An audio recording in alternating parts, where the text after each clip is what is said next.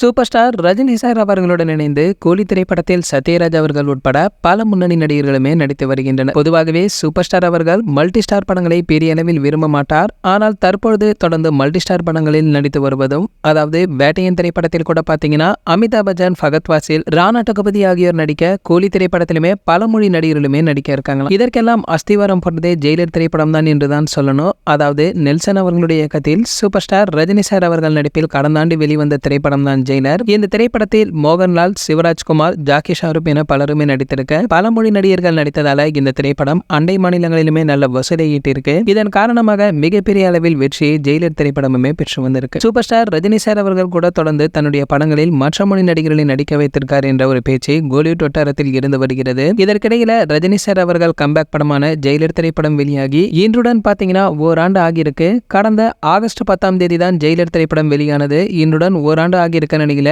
Jailer படத்துடைய 2ஆம் பாகத்திற்கான அதிகாரப்பூர்வ அறிவிப்பு இன்று வெளியாகும் என ரசிகர்கள் ஆவலாகவும் எதிர்பார்த்து காத்துட்டு இருந்தாங்க. ஆனால் இதற்கிடையில தற்பொழுது பாத்தீங்கன்னா வேட்டையன் படத்துடைய அப்டேட் தான் வெளியாகி இருக்கு. அதாவது நான் முன்பு சொன்ன மாதிரி இந்த திரைப்படத்துடைய முதல் பாடலை படக்குழு வெளியிட இருப்பதாகவும் அதற்கான அறிவிப்புமே நாளை புதிய ப்ரோமோ வடிவிலுமே வெளியாக இருக்கா. சரி, ஓகே, உங்களெல்லாம் யாரெல்லாம் வேட்டையன் திரைப்படத்துடைய முதல் சாங்குக்கு ரொம்ப அவளோட வெயிட் பண்றீங்களோ அதை மறக்காம கீழே உள்ள கமெண்ட் செக்ஷன்ல கமெண்ட் பண்ணுங்க. மேலும் இது போன்ற சூப்பர் ஸ்டார் ரஜினி சார் பற்றி விநியோகம் அனைத்து செய்திகளை நீங்க உடனே தெரிஞ்சுக்க நம்மளுடைய சினிமா கொட்டைன்னு நம்ம சேனலை சப்ஸ்கிரைப் பண்ணிக்கங்க. பக்கத்தில் உள்ள பெல் ஐகானை கிளிக் பண்ணிட்டீங்கன்னா நீங்க நம்ம வீடியோவை மிஸ் பண்ணாம பார்க்கலாம்.